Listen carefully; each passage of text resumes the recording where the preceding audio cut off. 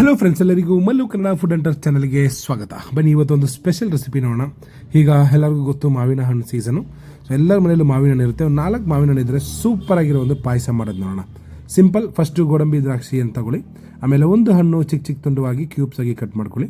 3 ಮಾವಿನ ಹಣ್ಣು ಪೇಸ್ಟ್ ಮಾಡ್ಕೊಳ್ಳಿ. ಆಮೇಲೆ ತೆಂಗಿನಕಾಯಿ ಹಾಲು 3 ಕ್ವಾಲಿಟಿ, 1ನೇ ಹಾಲು, 2ನೇ ಹಾಲು, 3ನೇ ಹಾಲು ಸಪ್ರೇಟಾಗಿ ಮಾಡಿ. ಇವಾಗ ಒಂದು ಬಾಣಲಿ ಅಥವಾ ಒಂದು ಪಾತ್ರೆಯಲ್ಲಿ ತುಪ್ಪ ಹಾಕ್ಕೊಳ್ಳಿ. 1-2 ಸ್ಪೂನು ಗೋಡಂಬಿ ದ್ರಾಕ್ಷಿಯನ್ನು ಹುರ್ಕೊಳ್ಳಿ. ಆಮೇಲೆ ನೈಲಾನ್ ಸಬ್ಬಕ್ಕಿ ನೀವು ಸ್ಟಾರ್ಟಿಂಗಲ್ಲೇ ನೆನೆ ಹಾಕೊಬೇಕು. ಒಂದು ಸ್ವಲ್ಪ 1-2 ಸ್ಪೂನ್ ನೈಲಾನ್ ಸಬ್ಬಕ್ಕಿನ ನೆನೆ ಹಾಕೊಳ್ಳಿ. ಇವಾಗ ತುಪ್ಪದಲ್ಲಿ ಕರೆದಿರುವ ಗೋಡಂಬಿ ದ್ರಾಕ್ಷಿ ತೆಗೆದ್ಬಿಡೋಣ. ಅದೇ ತುಪ್ಪದಲ್ಲಿ ಆಗಲೇ ನಾವು ಕಟ್ ಮಾಡಿರುವ ಮಾವಿನ ಹಣ್ಣು ಕೂಡ ಬೇರೆ 1 ನಿಮಿಷ ಆ ತುಪ್ಪದ ಫ್ಲೇವರ್ ಸಿಗೋಕ್ಕೋಸ್ಕರ ಮಾತ್ರ 1 ನಿಮಿಷ ಬಾಡಿಸ್ಬಿಟ್ಟು ಅದನ್ನು ಕೂಡ ತೆಗಿಬೇಕು. ಇದು ಪಾಯಸ ಲಾಸ್ಟಲ್ಲಿ ಪಾಯಸದಲ್ಲಿ ಮಿಕ್ಸ್ ಮಾಡೋಕ್ಕೆ ನಾವು ಪಾಯಸ ತಿನ್ನುವಾಗ ನಮ್ಗೆ ಆ ಒಂದು ಫ್ರೆಶ್ ಮ್ಯಾಂಗೋ ಫ್ಲೇವರ್ ಸಿಗುತ್ತೆ. ಅದಕ್ಕೋಸ್ಕರ ಇದನ್ನು ತುಪ್ಪದಲ್ಲಿ ಬಾಡಿಸ್ಬಿಟ್ಟು ಸೈಡಿಗೆ ಮಾಡಕ್ಕೆ ಬರೋಣ. ಈಗ 3ನೇ ಕಾಯಿ ಹಾಲಿದೆಯಲ್ಲ ಅದನ್ನು ಹಾಕ್ಬಿಟ್ಟು ಚೆನ್ನಾಗಿ ಕುದಿಸ್ಬಿಟ್ಟು ನೈಲಾನ್ ಸಬ್ಬಕ್ಕಿ ಅದರಲ್ಲಿ ಹಾಕ್ಬಿಟ್ಟು ಬೇಯಿಸಬೇಕು. ಒಂದು 5 ನಿಮಿಷ ಬೆಂದರೆ ಸಾಕು, ನಿಮಗೆ ನೈಲಾನ್ ಸಬ್ಬಕ್ಕಿ ಬೆಂದೋಗುತ್ತೆ. ಇವಾಗ ಒಂದು 5 ನಿಮಿಷದಲ್ಲೇ ನೈಲಾನ್ ಸಬ್ಬಕ್ಕಿ ಬೆಂದಿದೆ ನೋಡಿ. ಈ ರೀತಿಯಲ್ಲಿ ಬೆಂದಿದೆ, ಟ್ರಾನ್ಸ್ಪರೆಂಟಾಗಿ ಕಾಣಿಸ್ತಾ ಇದೆಯಲ್ಲ. ಈಗ ಆಗಲೇ ನಾವು ಪೇಸ್ಟ್ ಮಾಡಿದ್ದೀವಲ್ಲ ಆ ಮಾವಿನ ಹಣ್ಣನ್ನು ಇದರಲ್ಲಿ ಹಾಕ್ಕೊಂಡು ಇದು ಒಂದು 5 ನಿಮಿಷ ಕಾಯಿಸ್ಬೇಕು ಚೆನ್ನಾಗಿ. ಆ ಒಂದು ಫ್ರೆಶ್ ಮ್ಯಾಂಗೋ ಆ ಫ್ಲೇವರ್ಗೋಸ್ಕರ ಒಂದು 5 ನಿಮಿಷ ಚೆನ್ನಾಗಿ ಮಿಕ್ಸ್ ಮಾಡ್ಕೊಳ್ಳಿ ಇದನ್ನು ಕೂಡ. ಇವಾಗ ನಾವಾಗಲೇ ಆ ಮಿಕ್ಸಿಯಲ್ಲಿ ಸ್ವಲ್ಪ ಪೇಸ್ಟ್ ಎಲ್ಲ ಉಳಿದಿತ್ತಲ್ಲ, ಅದಕ್ಕೆ 2ನೇ ಕಾಯಿ ಹಾಲು, 2ನೇ ಕ್ವಾಲಿಟಿ ಕಾಯಿ ಹಾಲು ಇದೆಯಲ್ಲ ಅದನ್ನೆಲ್ಲ ಹಾಕಿ ಚೆನ್ನಾಗಿ ಮಿಕ್ಸ್ ಮಾಡಿ ಇವಾಗ ಒಯ್ಯುವಂಥ ಸಮಯ. ಸೊ ಇದ್ರಲ್ಲಿ ಒಯ್ದುಬಿಡಿ ನೋಡಿ. ನಿಮಗೆ ಆ ಮಾವಿನ ಹಣ್ಣಿನ ಕಲರ್, ನಾನಿವಾಗ ಇಲ್ಲಿ ತೊಗೊಂಡಿರೋದು ಒಳ್ಳೆ ರಸ್ಪುರಿ ಹಣ್ಣು. ನೀವು ಯಾವ ಬ್ರೀಡ್ ಬೇಕಾದರೂ ಹಾಕ್ಕೊಬೋದು. ಆದಷ್ಟು ನಾಟಿ ಹಣ್ಣು ಯೂಸ್ ಮಾಡಿ, ಟೇಸ್ಟ್ ತುಂಬ ಚೆನ್ನಾಗಿ ಬರುತ್ತೆ. ಇವಾಗ ನೋಡಿ ಈ ಥರ ಚೆನ್ನಾಗಿ ಒಂದು 5 ನಿಮಿಷ ಬೇಯಿಸಬೇಕು. ಬೇಗನೆ ಮಾಡ್ಬೋದು, ಸಿಂಪಲಾಗಿ ಮಾಡ್ಬೋದು ಇದು.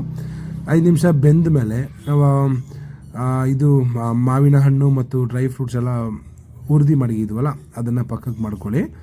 ಇವಾಗ ಅದಕ್ಕೆ ಸಕ್ಕರೆ ಆ್ಯಡ್ ಮಾಡೋಣ. ಸಕ್ಕರೆ ಆಪ್ಷನಲ್ಲು, ನಿಮಗೆ ಜಾಸ್ತಿ ಸಿಹಿ ಬೇಡ ಅಂದರೆ ಸಕ್ಕರೆ ಬೇಡ, ಯಾಕಂದರೆ ಮಾವಿನ ಹಣ್ಣಲ್ಲೇ ಸ್ವೀಟ್ ಇರುತ್ತೆ.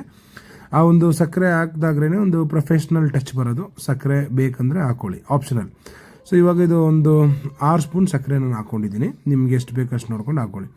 ಇವಾಗ ಪಾಯಸ ಆಲ್ಮೋಸ್ಟ್ ಡನ್ ಆಗಿದೆ. ಈ ಟೈಮಲ್ಲಿ ನಾವಾಗಲೇ ಹುರಿದು ಸೈಡಲ್ಲಿ ಮಡಗಿದ್ದೀವಲ್ಲ ಮಾವಿನ ಹಣ್ಣು ಮತ್ತು ಗೋಡಂಬಿ ದ್ರಾಕ್ಷಿ, ಅದನ್ನು ಇದಕ್ಕೆ ಆ್ಯಡ್ ಮಾಡುವಂಥ ಸಮಯ.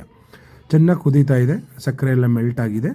ಈ ಟೈಮಲ್ಲಿ ಈ ಡ್ರೈ ಫ್ರೂಟ್ಸ್ ಹಣ್ಣನ್ನು ಇದ್ರ ಜೊತೆಗೆ ಆ್ಯಡ್ ಮಾಡಿ, ಆಮೇಲೆ ಫಸ್ಟ್ ಕ್ವಾಲಿಟಿ ಹಾಲು ಇದೆಯಲ್ಲ, ಫಸ್ಟ್ ತೆಗಿಯುವಂಥ ಹಾಲು, ಅದರಲ್ಲಿ ಯಾವುದೇ ನೀರಂಶ ಇರೋಲ್ಲ, ಡೈರೆಕ್ಟ್ ತೆಂಗಿನಕಾಯಿ ಹಾಲು, ಅದನ್ನು ಫೈನಲಾಗಿ ಹಾಕ್ಕೊಬೇಕು. ಅದಕ್ಕಿಂತ ಮುಂಚೆ ಒಂದು ಸ್ವಲ್ಪ 1-2 ಚಿಟಿಕೆ ಏಲಕ್ಕಿ ಪುಡಿಯನ್ನು ಹಾಕ್ಕೊಬೇಕು. ಸರಿನಾ? ನೋಡಿ, ಈ ಥರ ಚೆನ್ನಾಗಿ ಮಿಕ್ಸ್ ಆಯ್ತಾ ಇದೆ. ನೀವು ಅದು ನೋಡ್ಬೋದು, ಕುದೀತಾ ಇದೆ. ಆದಷ್ಟು ಗಟ್ಟಿರೋ ಪಾತ್ರೆ ತಗೊಳ್ಳಿ, ಯಾಕಂದರೆ ತಳ ಹಿಡಿದಂಗೆ ನೀಟಾಗಿ ನಿಮಗೆ ಬರುತ್ತೆ. ಸೊ ನಾನು ಆಗಲೇ ಹೇಳ್ದಂಗೆ 1-2 ಚಿಟಿಕೆ ಏಲಕ್ಕಿ ಪೌಡ್ರು ಅದ್ರ ಮೇಲೆ ಸ್ಪ್ರಿಂಕಲ್ ಮಾಡಿ. ಓಕೆನಾ? ಇದು 1 ನಿಮಿಷ ವೆಯ್ಟ್ ಮಾಡಿ ಸಾಕು. ಏಲಕ್ಕಿ ಫ್ಲೇವರ್ ಅದರಲ್ಲಿ ಆ್ಯಡ್ ಆಗಿದ ತಕ್ಷಣವೇ ಫಸ್ಟ್ ಕ್ವಾಲಿಟಿ ಕಾಯಿ ಹಾಲನ್ನು ಅದರೊಳಗಡೆ ಹಾಕೊಳ್ಳೋಣ. ಇದರಲ್ಲಿ ಡೈರೆಕ್ಟ್ ಕಾಯಿಯಿಂದ ತೆಗ್ದಿರೋಂಥ ಹಾಲು, ನೀರು ಏನು ಮಿಕ್ಸ್ ಇಲ್ಲ, ಒಳ್ಳೆ ತಿಕ್ಕಾಗಿರುತ್ತೆ. So payasa is almost done. ಇವಾಗ ಸಿಂಪಲಾಗಿ ನಮ್ಮ ಪಾಯಸ, ಮಾವಿನ ಹಣ್ಣಿನ ಸ್ಪೆಷಲ್ ಪಾಯಸ ರೆಡಿಯಾಗಿದೆ.